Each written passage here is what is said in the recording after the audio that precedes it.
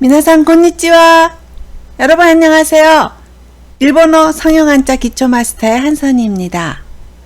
여러분과 저는 현재 초등학교 4학년 한자를 학습 중에 있는데요. 어느덧 위에서부터 넷째 줄 정도까지 공부를 다 끝내고 지금 가운데 부분 다섯째 줄을 공부하고 있습니다. 지난 시간에는 163강에서 기로 쓰는 단어 3개와 어찌나에 대해서 공부했습니다. 기기, 그릇기, 배틀기, 어찌나에 대해서 공부했죠. 오늘은 164강입니다. 띠대, 무리대, 큰덕, 무리도. 대로 읽는 한자 2개와 큰덕, 무리도에 대해서 공부하겠습니다. 첫 번째 한자는 띠대입니다. 총 10획이고 N2의 레벨인데요. 띠대는 한국식 한자가 있습니다. 윗부분이 조금 복잡하게 되어 있고요. 일본식 한자는 간단하게 되어 있습니다. 쓰는 순서를 보겠습니다. 옆으로 먼저 하나, 둘, 셋, 넷, 다섯, 여섯, 일곱, 여덟, 아홉, 열. 띠대자는 띠를 두르다나 데리고 있다, 장식하다 라는 뜻을 가진 글자입니다. 띠대자는 허리띠를 차고 있는 모습을 그린 것인데요. 이 부분이죠. 그래서 띠대자에 쓰인 수건건자는 몸에 두른 옷을 뜻하고 상단은 장식이 들어간 허리띠를 표현한 것입니다. 장식이 들어간 허리띠는 옷고름을 정리하는 역할도 있지만 자신의 지위와 신분을 과시하려는 목적도 있습니다. 그래서 띠대자는 띠를 두르다 라는 뜻 외에도 장식하다, 꾸미다 라는 뜻도 함께 갖게 되었습니다. 또 허리띠는 항시 몸에 걸치고 있는 것이기 때문에 데리고 있다, 나 붙어 다니다 와 같은 뜻도 파생되었습니다. 음독은 다이라고 있습니다. 일대를 이따이, 이따이라고 하고요. 휴대를 게이따이, 게이따이라고 합니다. 옆에 보이죠? 게이따이 댕화라고 하죠. 휴대폰을. 그리고 지대를 지따이, 지따이라고 합니다. 혼독은 오비루, 오비라고 합니다. 비루가 나올 경우는 오비루라고 읽어서 띠다, 차다 라는 뜻이 되고요. 한자 한 개만 있을 때는 오비를 나타내서 허리띠, 띠를 나타냅니다. 기모노에 있는 이런 띠를 얘기하죠. 그것을 오비라고 합니다. 띠대의 단어와 예문입니다. 지대, 치타이, 띠다, 차다. 帯びる、 최근에는 다양한 휴대전화가 있습니다. 最近はいろいろな携帯電話があります。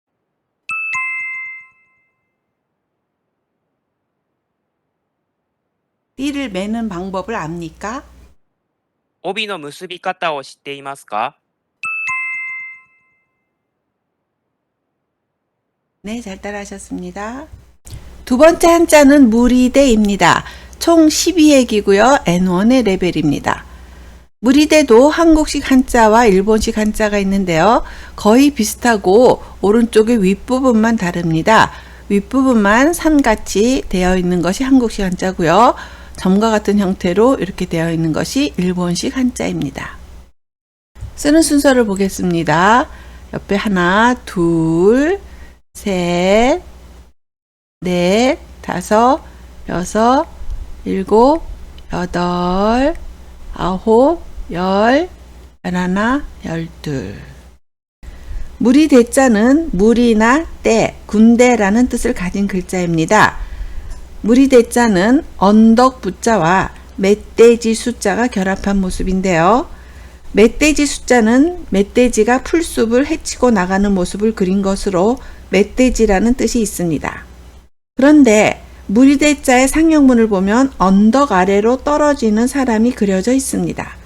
그래서 무리대자의 본래의 의미는 떨어지다 였습니다. 그러나 사람 인자가 후에 멧돼지 숫자로 바뀌게 되고 군대와 관련된 뜻으로 바뀌게 되면서 지금의 뜻이 되었습니다. 음독은 다이라고 읽습니다. 대원을 다잉이라고 하고요. 군악대를 은가크다이라고 합니다. 그리고 제대를 조다이라고 하고요. 부대를 부다이라고 합니다. 무리대자는 음독만 있고 훈독은 없습니다. 무리대의 단어와 예문입니다. 대원, 隊員、 부대, 部隊、 형은 작년에 군대에서 제대했습니다. 兄は去年、軍隊から除隊しました。 한국 육군의 군악대 연주를 들었습니다.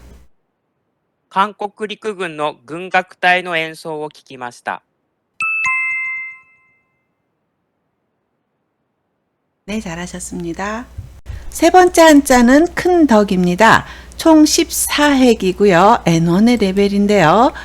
일본식 한자와 한국식 한자가 있는데 거의 비슷하고 가운데 부분에 선이 하나 들어가 있는 것이 한국 한자입니다. 쓰는 순서를 보겠습니다.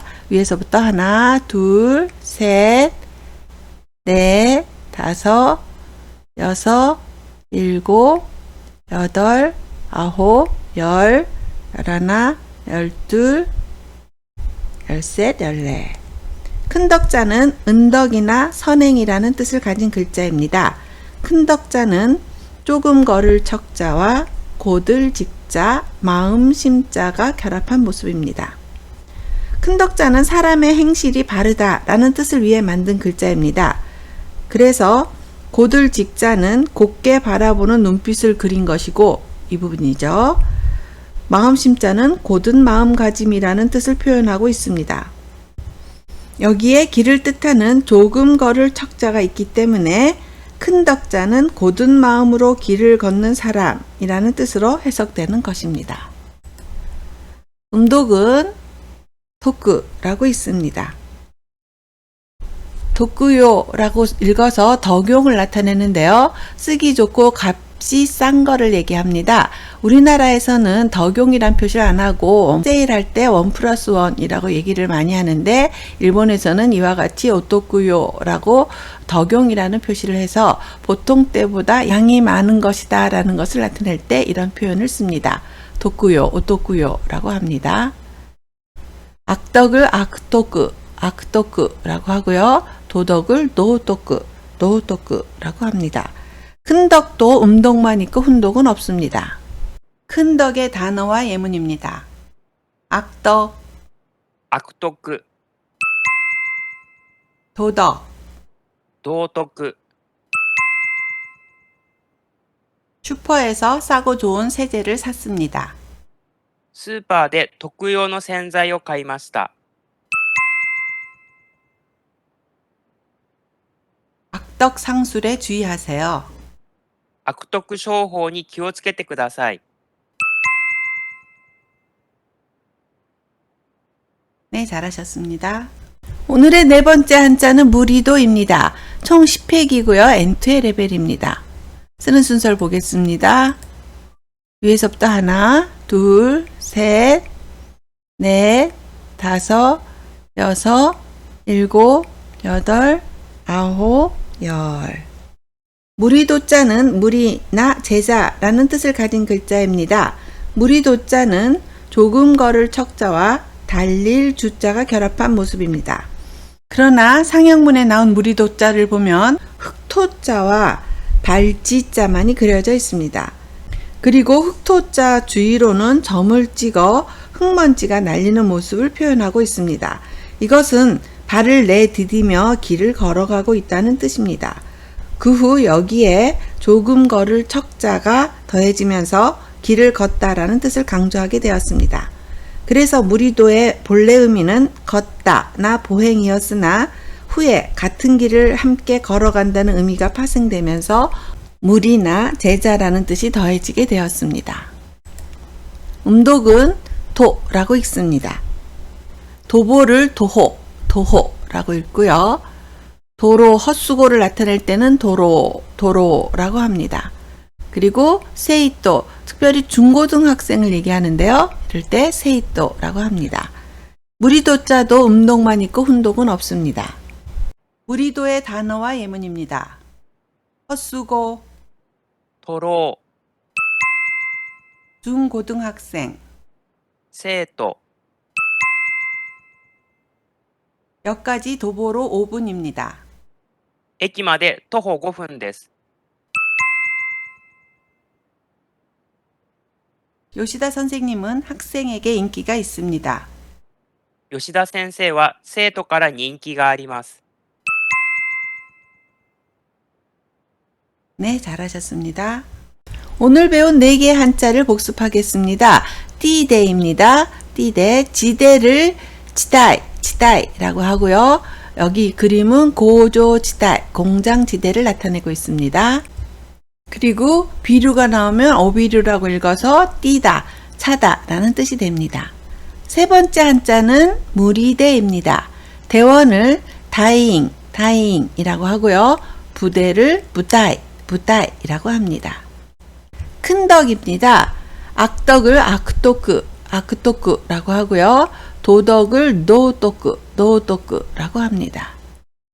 그리고 마지막 한자는 무리도입니다.